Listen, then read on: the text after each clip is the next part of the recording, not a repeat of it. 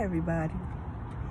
You know, in a perfect world, everybody would have had the absolute best parental situation, great, loving parents in the home, but that's just not the case. And sometimes children of addicts, children of trauma, children who have been through less than what they deserved when they came out the womb, sometimes, we strive harder.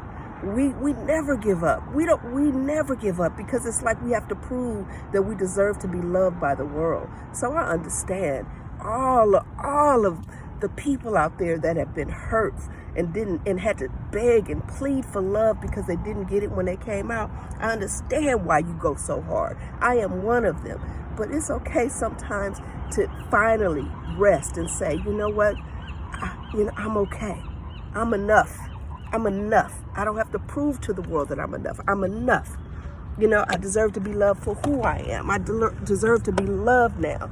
Because I've done it for years. I never stop. I couldn't stop. When your own biological mom didn't want you, I don't care what you have achieved business-wise, you are constantly trying to prove that you are valuable.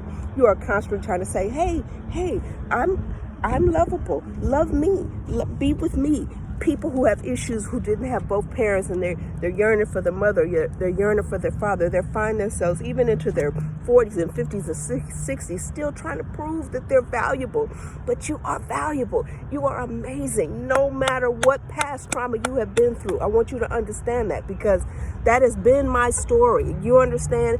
That has been how I identified myself. Oh, I was this broken little girl that experienced past trauma and post-traumatic stress, and all that's true, but I no longer have to identify it as that. I no longer have to try to prove that I am worthy of love. I am worthy. I am worthy of love, and it makes me a little bit emotional because there's so many little girls out there, so many little boys out there that are still that little girl or that little boy, even though they're in their 50s and their 60s and they're 70 years old, still trying to, earn that love or plead for it or beg for it or want people, the world, God to put that stamp of approval on them.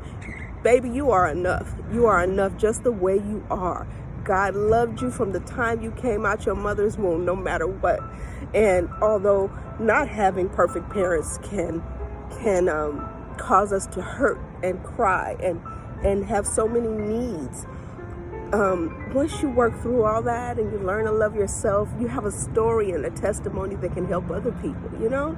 I don't know why it is that way. I don't know why certain people had to have that as a testimony, but there's a reason for everything. And now I see my testimony, my mess, what I used to call my mess of a life, can truly serve as a message that can help somebody else. It can truly help somebody else. There are a lot of people that aren't vocal, that can't talk about their past trauma, that can't talk about their needs, that haven't sat down and figured out why they react and respond in certain ways, that haven't identified those abandonment issues in certain things in life.